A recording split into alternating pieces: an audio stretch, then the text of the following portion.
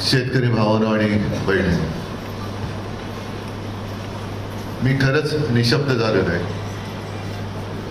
अशा किती माझ्या ताई लेकराच्या काळजीने विवंचनेत पडल्या. आज आपलं तर काय सरकार नाहीये, सरकार आपल्या हातात नाहीये. जे काय करता येणं शक्य असेल ते करतो. जसं ताईच्या लेकराच्या शिक्षणाची जबाबदारी शिवसेनेने घेतली आहे, पण ताई माझी एक अट आहे, आता काळजी करायचं सोडायचं आणि परीक्षेचा निकाल लागल्यानंतर लेकराला पेढी घेऊन माझ्याकडे यायचं. जेवढं करता येणे शक्य असेल तेवढं करण्याचा मी प्रयत्न करतो. साहजिकच आहे, मी जिथे जातो तिथे सगळे शेतकरी सांगतात की तुम्ही मुख्यमंत्री होतात, तुम्ही मुख्यमंत्री होतात तेव्हा हे केलं, तुम्ही मुख्यमंत्री होतात तेव्हा ते केलं, आमची कर्जमुक्ती केली. पण तेव्हा माझ्या हातात अधिकार होता आणि मुख्यमंत्रीपद हे माझं कधीच स्वप्न नव्हतं. अनपेक्षितपणे ज्या वेळेला आपल्या सहकार्याने म्हणजे तेव्हा भारतीय जनता पक्षाने पाठीत खंजीर खुपसला, तेव्हा नाईलाजाने मला हे पाऊल उचलावं लागलं आणि मग ध्यानीमध्ये नसताना मुख्यमंत्री व्हावं लागलं. मी मुख्यमंत्री झाल्यानंतर कोणी माझ्याकडे कर्जमुक्तीसाठी आलंच नव्हतं. कोणी आलं होतं तुमच्यापैकी? नाही. पण माझ्या मनात विचार असा की अरे, ज्यांच्यासाठी मी लढतो आहे आणि अनपेक्षितपणे का होईना त्यांच्याच आशीर्वादाने, कदाचित तुमचीच इच्छा असेल, मला त्या पदावरती बसण्याची संधी मिळाली. मग माझ्या शेतकऱ्यासाठी काहीतरी केलं पाहिजे आणि चांगलं सुरळीत चाललं होतं आपलं सरकार. एक 3-4 महिने होत आहेत तेवढ्यात सगळ्यात मोठा घाला आला तो करोनाचा आला. करोनामध्ये सुद्धा बाकी सगळे उद्योग व्यवसाय, दुकानं वगैरे सगळं वर्क फ्रॉम होम, सगळ्यांना एक बंदी घातली गेली होती जगभर. प्रवासाला बंदी, कुठे गेलं तर मास्क लावून जा. पण तशाही काळामध्ये म्हणजे लॉकडाऊनच्या काळामध्ये देखील माझा शेतकरी दादा आणि ताई ही शेतात जाऊन मेहनत करत होती. जर तुम्ही सुद्धा वर्क फ्रॉम होम करायचं ठरवलं असतं तर करोनापेक्षा जास्त बळी हे भुकेने गेले असते. त्याच्यामुळे तुम्हाला जे म्हटलं जातं की जगाचा पोशिंदा, तो जगाचा पोशिंदा काय असतो हे करोना काळामध्ये तुम्ही सगळ्यांनी जगाला दाखवून दिलेलं आहे. आणि एका गोष्टीबद्दल मला नक्की, एका नाही नेहमीच सगळ्याच गोष्टीबद्दल मला तुमचा अभिमान आहे की करोना काळामध्ये खूप मोठं संकट होतं, अर्थचक्रच बंद पडलं होतं. ते अर्थचक्र चालू ठेवलं असाल तर ते तुम्ही ठेवलं होतं तुमच्या मेहनतीने. आणि म्हणून माझं मी कर्तव्य समजतो. आज नाही मी मुख्यमंत्री, नसेल, पण मुख्यमंत्री असणं आणि नसणं म्हणजे नातं तुटतं अशातला भाग नाही. नातं आपलं तेच आहे. जो उद्धव ठाकरे जी शिवसेना सत्ता येण्याच्या आधी जशी शेतकऱ्यासाठी लढत होती, सत्ता आल्यानंतर जसं शेतकऱ्याला काही न्याय मिळवून देण्याच्या बाबतीत पुढाकार घेत होती, तीच शिवसेना आज देखील तुम्ही जे काय फसवले गेलात त्या फसवणुकीच्या विरुद्ध तुमच्या सोबत खांद्याला खांदा लावून लढण्यासाठी उभी आहे. आज तुमच्या सगळ्यांच्या व्यथा मी गेले 4 दिवस ऐकतोय, प्रत्यक्ष ऐकतोय. मी जे काही करतोय हे माझं काम आहे का हो? कारण मी तर कोणीच नाहीये. आपलं बंडूदादा खासदार आहे, अंबादास विरोधी पक्ष नेते होते, आता विरोधी पक्ष नेते पद सरकार कोणाला द्यायलाच तयार नाहीये. मग आम्ही काय म्हटलं असतं की आता मी जेव्हा कर्जमुक्ती केली तेव्हा कोणती निवडणूक होती? नाही. आता मी तुमच्यासाठी कर्जमुक्तीचा लढा उभा करतोय, कोणती निवडणूक आहे? नाही. कारण निवडणूक येते आणि जाते. पण जसं आता ताई जी म्हणाली की आत्महत्येचा विचार येतो, इथे जीव गेला की गेला, गेलेला जीव परत येत नाही. आणि म्हणून मी पुन्हा पुन्हा काय येतोय की तुम्हाला धीर द्यायला येतोय की आत्महत्या नका करू, जातील, हेही दिवस जातील, हेही दिवस जातील. मात्र हे सरकार आपल्याला घालवावं लागेल. हे सरकार असं नाही करणार, कारण रोज यांच्या भानगडी बाहेर येत आहेत. पुण्यामधले पहिलं जसं संजय दादांनी सांगितलं की पहिले त्या मोहोळची भानगड बाहेर आली, जैन ट्रस्टचा घोटाळा, भूखंडाचा घोटाळा, मग अजित पवारांच्या मुलाचा घोटाळा, आता ते प्रताप सरनाईकाचा घोटाळा. म्हणजे लुटतायत, फक्त लुटतायत. तुम्ही रडत बसायचं आणि हसत खिदळत बसायचं. यांच्या पार्ट्या चालणार 5 स्टार हॉटेलमध्ये सगळं, पण त्या 5 स्टार मध्ये धान्य ज्याच्यामुळे येतं, अन्न ज्याच्यामुळे येतं, तो आज उघडा बोडका नागडा कसा तरी जपतोय. मेला तर मेला, पण आमच्या पार्ट्या चालू पाहिजेत. या सरकारला आता सोडून नाही चालणार. काका तुम्ही आता बोलात ना, महात्मा गांधींचं उदाहरण दिलं. कोण होते महात्मा गांधी? काय त्यांच्याकडे शस्त्र होतं? कसं त्यांनी स्वातंत्र्य मिळवून दिलं? त्या बंदुका होते, तोफगोळे होते, रणगाडे होते. कोण होतं? बरोबर होतं ना? कोण होतं? जनता. आता जनता म्हणजे काय? तुम्ही जनता नाही आहात. आपल्या लालबहादूर शास्त्रींनी सांगितलं जय जवान जय किसान. तो जय किसान कुठे? आता जवान तिकडे सरहद्दीवरती आपलं रक्षण करतोय, पण किसान जर त्याचा जर हिंमत हारला असेल तर मग असे बाजार गुंडे आपल्या डोक्यावरती नाचणार नाही तर काय करणार? तर तुम्ही नुसतं हतबल होऊन चालणार नाही. मी तुमच्या सोबत आहे, पण तुमच्या सोबत आहे म्हटल्यानंतर तुम्ही माझ्या सोबत लढ्यात उतरणार आहात की नाही हे पहिले ठरवा. म्हणजे आज आपण बोलतोय, तुमच्या मनामध्ये, प्रत्येकाच्या मनामध्ये एक ठिणगी आहे. जी ठिणगी तुमच्या हातामध्ये माईक दिल्यानंतर बाहेर येते, ती ठिणगी दाखवा ना, या सरकारला दाखवा ना. म्हणजे अतिवृष्टीने सगळं भिजून गेले, कापूस पण भिजला, पण जेव्हा आपण छत्रपती शिवाजी महाराज की जय म्हणतो, का म्हणतो? 300-400 वर्ष होऊन गेले ना, पण शिवाजी महाराजांना आज सुद्धा आपण, मी तर देव मानतो. का मानतो? कारण त्यांचा एकूण सगळा कारभार मला आता काही सांगण्याची आवश्यकता नाही, पण त्यांची जी आज्ञापत्र होती त्याच्यामध्ये एक होतं, महत्वाच्या सूचना त्यांच्या सैन्याला दिलेल्या, की झोपताना दिवे बंद करा, दिवे भिजवा. का? कारण पीक कापलेलं असायचं, गवताच्या गंज्या असायच्या. जर तुम्ही म्हणजे सैन्य झोपल्यानंतर उंदराने वात पळवली आणि गवताच्या गंजीत टाकली तर काय होईल? अनर्थ होईल. गंजीच्या गंजी पेटेल आणि गड किल्ल्यांवरती आग लागेल. मला असं वाटतं आता तीच वेळ आलेली आहे. अतिवृष्टी जरूर नक्कीच झाली, ते दिसतच आहे, पण त्याच्यामुळे प्रत्येक शेतकऱ्याच्या मनामध्ये आज जी काही ठिणगी आहे ना, ती ठिणगी जर का पडली तर आत्ताच हे भ्रष्टाचारी सरकार जळून खाक करेल एवढी ताकद या ठिणगीमध्ये. ही ठिणगी ठिणगीच असते. म्हणजे आम्ही तर शहरी बाबू आहोत. तुम्ही रानावनात पेटलेले वणवे बघत असाल, कसा वणवा पेटतो? फांदीला फांदी घासून ठिणगी उठते, एक ठिणगी, आणि तिने अख्खं जंगल काही वेळेला भयानक आपत्ती येते आणि जंगल जळून टाकते. ही ठिणगी का नाही पेटत आहे तुमच्यामध्ये? किती दिवस तुम्ही नुसतं हातावर हात ठेवून बसणार आहात? आम्ही आहोत तुमच्यासोबत. मगाशी सुद्धा आपण कुठल्या गावात गेलो होतो तिथे सुद्धा तुम्ही ते सांगितलं, तहसीलदाराकडे गेल्यानंतर तहसीलदार सांगतोय मुख्यमंत्र्याकडे जा. अरे मग तू कशाला बसलाय? जा ना घरी. तहसीलदाराने घरी जायचं, मग लाव दाराला कुलूप तुझ्या आणि जा तू पण मुख्यमंत्र्याचे पाय चाटायला जा. आजपासून ही सुरुवात केली पाहिजे. जो कार्यक्रम मी तुम्हाला देतोय की या दगाबाज सरकारचा पंचनामा आता आम्ही करणार. तयारी आहे का तुमची? पंचनामा कसा करतात? तुमच्याकडे झालेत पंचनामे? झालेलेच नाहीये. पंचनामा करायला तहसीलदार जाणार की नाही जाणार? त्याला म्हणा तू उठ, पहिला पंचनामा तर कर. बरं, आता पंचनामा करायला आलं तर कसला पंचनामा करणार सांगा मला? काय दाखवणार तुम्ही? तर तुम्ही लोक कामाला तर लागलात, पेरण्या बिरण्या तुमच्या रब्बीच्या सुरू झाल्या. मग आता जर का समजा मी तुमचा पाहणी अधिकारी आहे, मी तुमच्या शेतात आलो तर तुम्ही काम करताय, कुठे नुकसान तुमचं? मिळणार नुकसान भरपाई तुम्हाला? तुम्ही लागलात का मला? म्हणजे ही तुमच्या तोंडाला पानं पुजलेत. तुम्हाला कळलंय का हे? 31,800 कोटीचं पॅकेज जाहीर केलं. 31,800 कोटीचं पॅकेज जाहीर केल्यानंतर मुख्यमंत्री म्हणाले होते की आतापर्यंत इतिहासातलं सगळ्यात मोठं पॅकेज. मला पण बरं वाटलं की चला आपल्यापेक्षा सुद्धा कोणतरी एक पाऊल पुढे जाऊन शेतकऱ्याची मदत करतोय. मी तर म्हणेन, मी जेवढं केलं ते काहीच नाही, त्याच्या 10 पटीने पुढे जाणारा मुख्यमंत्री असेल तर मी त्याचा जाहीर सत्कार करेन. पण प्रत्यक्षात काहीच येत नाहीये. म्हणजे ते ठिबक सिंचन मी ऐकलंय शेतीमध्ये, यांची मदत आता ठिबक होते. बरोबर ना? थेंबे थेंबे इकडे एक थेंब तिकडे एक थेंब. जाहीर काय काय केलं होतं ते आकडे सुद्धा मी आणलेले. म्हणजे जिरायती शेतीला हेक्टरी किती, बागायतीला किती, ह्याला किती, त्याला किती, पण पर गुंठा जर का काढले तर ते नुसतं ती आकडेवारी सांगा पर गुंठ्याची. नाही हे नाही हो, हे ते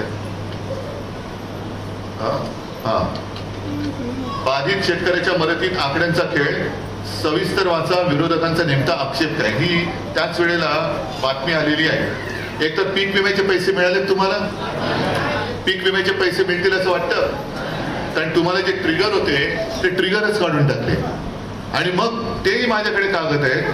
काय काय जणांना पैसे मिळालेत. कोणाला 6 रुपये मिळाले, कोणाला 3 रुपये मिळाले, कोणाला 2 रुपये, कोणाला 21 रुपये. आणि आता हा जो काही मदतीचा आकडा झोल केलेला आहे यांनी, त्यांनी नव्या निकषानुसार प्रतिवाहू, इथे कोरडवाहू शेती आहे का कोणाची?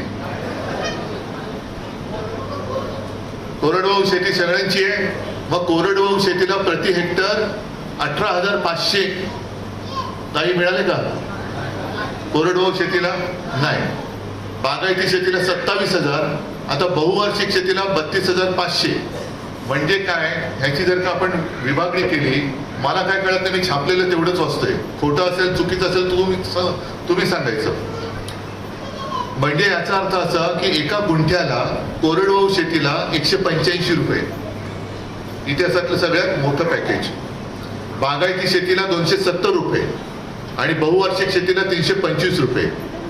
आणि पुढे जे लिहिलंय ते महत्वाचं आहे की आज शेतमजूर दिवसाला किती मजुरी मिळते? 500 रुपये. आणि या सरकार म्हणजे राजा उदार झाला आणि हाती काय दिलं? आता खासदार साहेब म्हणतात हाती टरबूज दिलं. आता ते टरबूज पण नाही मिळालं. थोडक्यामध्ये काय की नुसतं असं रडत राहून नाही चालणार ताई, आत्महत्येचा विचार करून नाही चालणार. सरकारला जोपर्यंत आपण वट्टीवर आणत नाही, अरे स्वातंत्र्य लढ्यामध्ये जो मोठ्या प्रमाणावरती शेतकरी तेव्हा महात्मा गांधींच्या पाठी उभा राहिला, म्हणून इंग्रज सरकारला चले जाव सांगण्याची हिंमत महात्मा गांधींमध्ये आली. ती कोणाच्या जोरावर? शेतकऱ्यांच्या जोरावर. मग जर इंग्रजांना घालू शकलो तर या भ्रष्टाचारी सरकारला शेतकरी घालू नाही शकत. मी निवडणुकीला मत मागायला नाही आलो, कारण आता निवडणूकच नाहीये. मी तुम्हाला हिंमत द्यायला आलेलो आहे. सांगा ना कुठे कुठे तुमच्यावरती अन्याय होतोय. आपले सगळे आमचे शिवसैनिक तुमच्या सोबत खांद्याला खांदा लावून उभे राहतील. आणि म्हणून मी जे म्हटलंय की 2च कार्यक्रम करायचे. एक दगाबाज सरकारचा पंचनामा. जायचं तहसील ऑफिस मध्ये जाऊन बसा आणि त्याला सांगायचं किती लोकांचे पंचनामे केले ते सांग. किती लोकांच्या पंचनाम्याप्रमाणे किती लोकांना मदत, तुझ्या हातामध्ये जर वरून पैसे आलेत ना, कारण मुख्यमंत्र्यांना जाऊन भेटा नाही, मुख्यमंत्र्यांना तू जाऊन भेट आणि सांग तुम्ही जाहीर केलेलं पॅकेज, माझ्या हातात पैसे नाही, तुम्ही यांना देऊ कसं? लोक मला विचारताय. तहसीलदाराला पाठवा मुख्यमंत्र्याकडे, त्या तिकीट काढून त्याचं. आणि नाहीतर त्याला सांगायचं तुला आम्ही घेराव घालून बसतो. मुख्यमंत्र्याला बोलू इकडे. हे काय चाललंय? काही थट्टा चालले? पंचनामा केल्यांच्या शेतकऱ्यांची नावं सगळी दिसली पाहिजेत आणि त्यांना पॅकेज प्रमाणे जी मदत मिळायला पाहिजे, त्या किती लोकांना मदत मिळाली त्याची रोज मला यादी पाहिजे, तुझ्या दरवाज्यावरती लागली पाहिजे. हा पंचनामा आता माझा प्रत्येक नागरिक करेल. आजपासून BDO असेल, तहसीलदार, काय तलाठी, जिल्हाधिकारी, हा माझा सारा शेतकरी बनणार आहे आणि हा पंचनामा करणार होता सरकारचा. तोपर्यंत ते ऐकणार नाही. आपण आपली जी मागणी आहे ती कर्जमुक्ती झालीच पाहिजे, ती झालीच पाहिजे.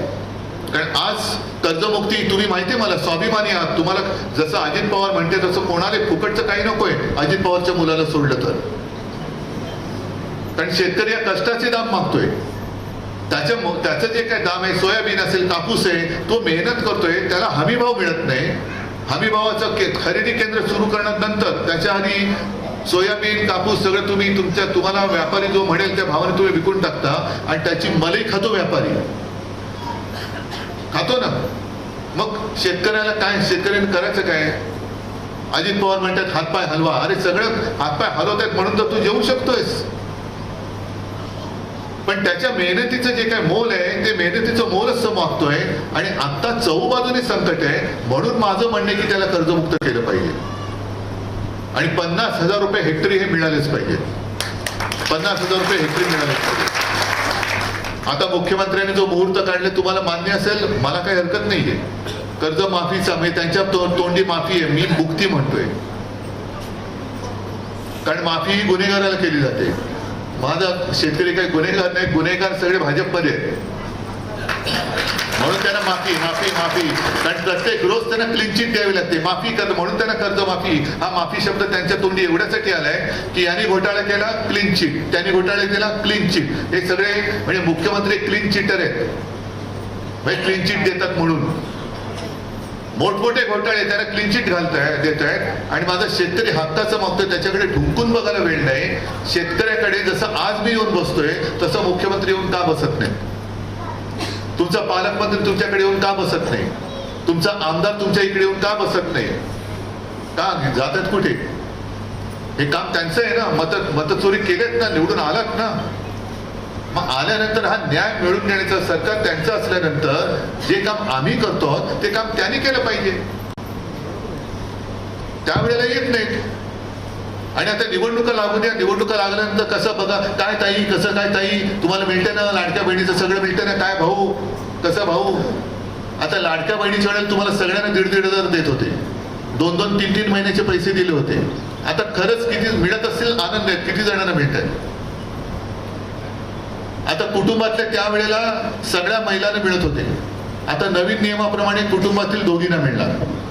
आता दोघींना म्हणजे मला सांगा, साधारणतः एका घरात किती महिला असतात? एकच महिलेला मिळणार, बरोबर आहे? नाही, त्याला पण ते केवायसी आहे. म्हणजे किती बोगसगिरी करायची. आता मी जे वाचलं होतं ते कुटुंबातील दोघींना मिळणार आणि दोघी कोण ते कुटुंब प्रमुखांनी ठरवायचं. मग आता मला सांगा, घरामध्ये आई आणि 2 मुली असतील, सासू आणि 3 सुना असतील, त्याच्यापैकी 2 निवडायचा अधिकार कुटुंब प्रमुखाला. म्हणजे कुटुंबात वाईट कोण होणार? कुटुंब प्रमुख. जिला मिळणार नाही तो त्याला वाईट म्हणणार.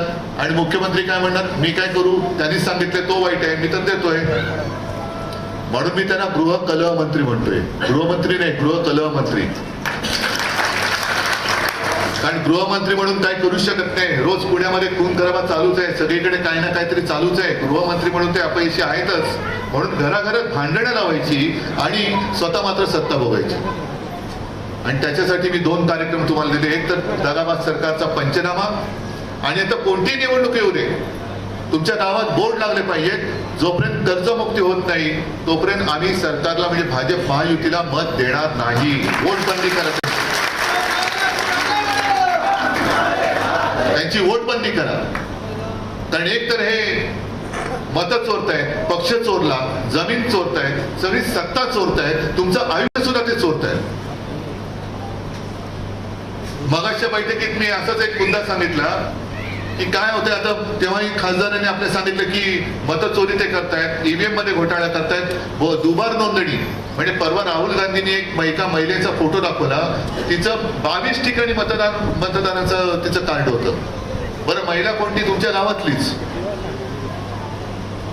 काय कुठली महिला माहितीये? ब्राझील मधली. आता तिने खुलासा केला, आम्ही कधी हिंदुस्थानात आलीच नाही, पण तरी देखील तिचा फोटोचं कार्ड 22 ठिकाणी बनलं. म्हणजे मतचोर पकडणार कोण? म्हणजे भाजपचं काय चाललंय? आपण शिवसेना काय सांगतोय? मशाली समोरचं बटन दाबा, शिवसेनेला मत मिळेल. पवार साहेब सांगतात तुतारी समोरचं बटन दाबा, राष्ट्रवादीला मत मिळेल. काँग्रेसवाले काय सांगतात? हाताच्या समोरचं बटन दाबा, काँग्रेसला मत मिळेल. भाजपवाले काय सांगतात? कोणतंही बटन दाबा, मत आम्हालाच मिळेल. हे असे चोर आहेत. मला आज एका गोष्टीचं तुम्ही सगळे अडचणीतात, पण मला एका गोष्टीचं समाधान काय आहे की मी एवढ्या तुमच्यामध्ये येऊन बोलू शकतो. तुम्ही मला आपुलकीने, मला एक कुटुंबातला एक म्हणून माझ्याशी तुम्ही मोकळेपणाने बोलता, हे माझ्या आयुष्यातली मोठी कमाई आहे. आणि ते नातं जपण्यासाठीच मी आलेलो आहे. मी आहे तुमच्यासोबत, काळजी करू नका. काय जे करायचं आंदोलन, विमा कंपन्यांवरती मोर्चा काढायचे, आम्ही काढणार मोर्चे, काळजी करू नका. तहसीलदाराच्या ऑफिसमध्ये आमदार खासदार तर येऊन बसतीलच, पण जिथे आमदार खासदार आपले नाही आहेत तिथे आमचे शिवसैनिक येऊन बसतील, पण बरोबर तुम्ही जायला पाहिजे. आजपासून हा पंचनामा सुरू करा आणि गावागावामध्ये बोर्ड लावा की जोपर्यंत आम्हाला मदत मिळत नाही, कर्जमुक्ती होत नाही, 50,000 रुपये हेक्टरी मिळत नाही, वाहून गेलेल्या गुरा जनावरांचं नुकसान भरपाई मिळत नाही, कोंबड्यांचे पैसे मिळत नाही, विम्याचे पैसे मिळत नाही, तोपर्यंत आम्ही भाजपा आणि त्याच्या मित्र पक्षाला मत देत नाही. जर वैशिष्ट्य आले तर वैशिष्ट्य परत पाठवा. करण्याची ताकद आहे तुमच्यात? जरा सगळे सांगणार मला जोरात होय म्हणून? ठीक आहे, आम्ही तुमच्या सोबत आहोत. काळजी करायचं नाही आणि आत्महत्येचा विचार सुद्धा मनात आणायचा नाही. सगळ्यांना धन्यवाद देतो. जय हिंद, जय महाराष्ट्र.